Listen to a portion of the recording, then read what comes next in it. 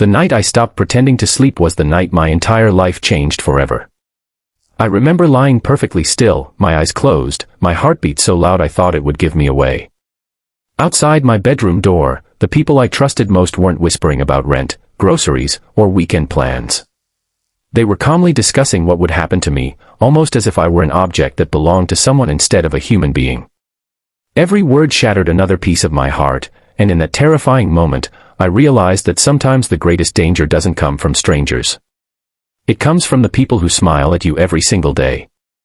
Before we continue, if you believe kindness, courage, and second chances can change someone's life, please take a moment to like this video, share it with someone you care about, leave a comment, and subscribe to Dot. Your support helps us share more stories that remind the world compassion still exists. Only 6 months earlier, I had believed I was finally getting my life together. My name is Hannah, and at 24 years old, I had moved across the country after accepting my first real job. The city felt enormous, exciting, and lonely all at once. I knew nobody, had very little money, and finding affordable housing seemed impossible. When I saw an advertisement looking for a third roommate in a charming apartment near downtown, it felt like destiny. The apartment was bright, the rent was manageable, and the 2 women living there, Olivia and Brooke, seemed welcoming. They laughed easily, insisted they loved movie nights, and promised they treated roommates like family. After years of feeling alone following the loss of my mother and a difficult childhood spent moving between relatives, the word family meant everything to me. For the first few months everything appeared normal. We cooked together, celebrated birthdays, and watched old romantic comedies while eating cheap takeout on the living room floor. They remembered my favorite coffee order and even surprised me with a small cake after I received a promotion.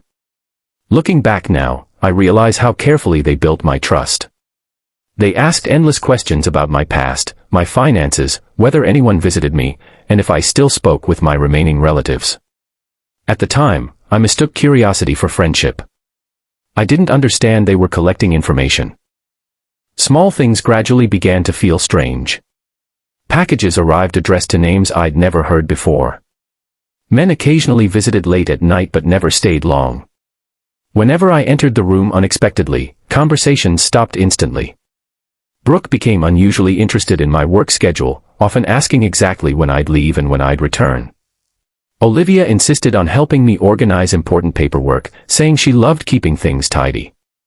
I ignored every warning sign because loneliness has a dangerous way of convincing people to overlook what their instincts desperately try to say.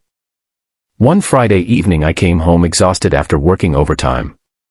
My head hurt, so I skipped dinner and went straight to bed. Around midnight I woke because I needed water. As I reached for my phone, I heard voices drifting down the hallway.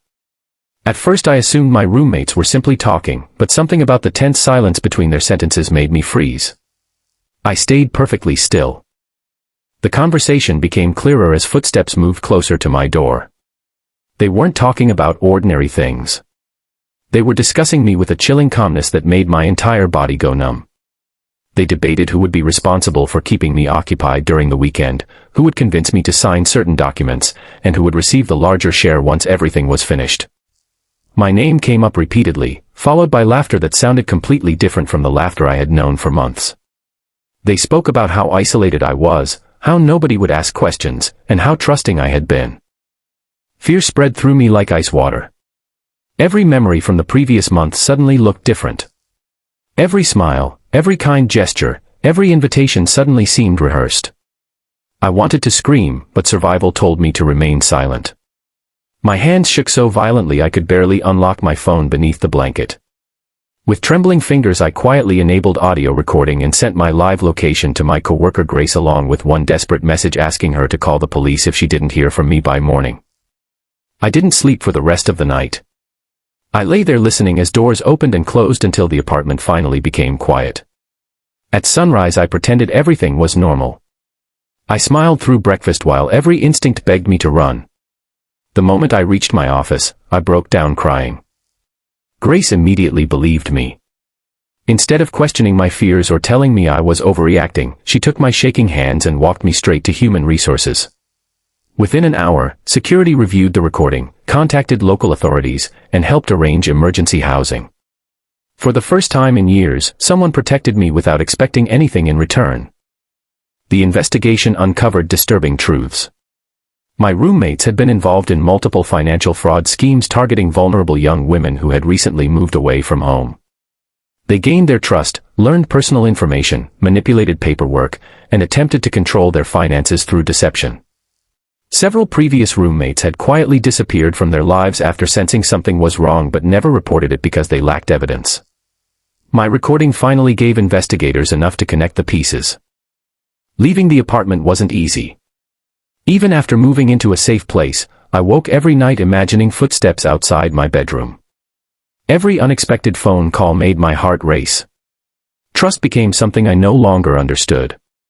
I blamed myself for missing the warning signs until my therapist gently reminded me that kindness is never a weakness.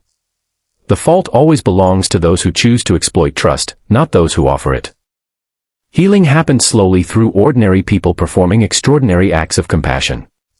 Grace invited me to spend holidays with her family so I would never celebrate alone again.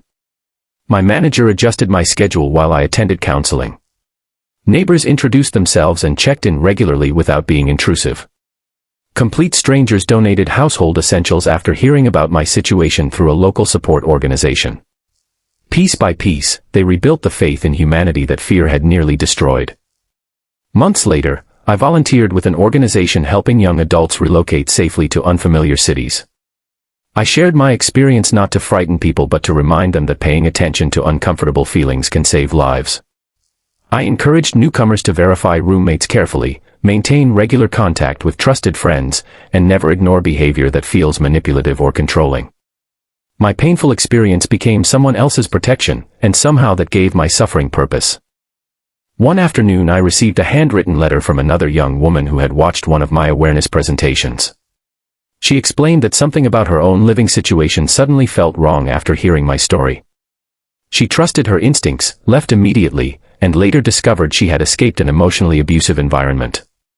Reading her words brought tears to my eyes because it proved that even our darkest chapters can become light for someone else. Life never returned to what it had been before that terrifying night, but perhaps that was for the best.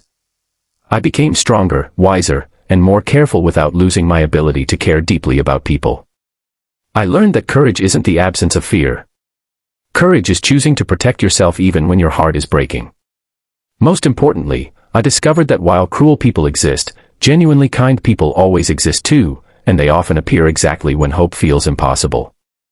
If this story has touched your heart, please take a moment to like this video, share it with someone who might need this reminder, subscribe to Dot, and let us know your thoughts in the comments. Your support helps these stories reach people who may need encouragement today. Special request, please comment with the words, "Kindness will always win," if you believe that even after betrayal, hope and compassion are still stronger than fear. As I looked out the window of my new apartment months later, watching the sunrise paint the city in warm colors, I realized that the voices I remembered most were no longer the frightening whispers outside my bedroom door.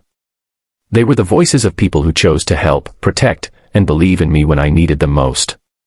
Those voices reminded me that darkness may arrive without warning, but one act of kindness can become the beginning of an entirely new life.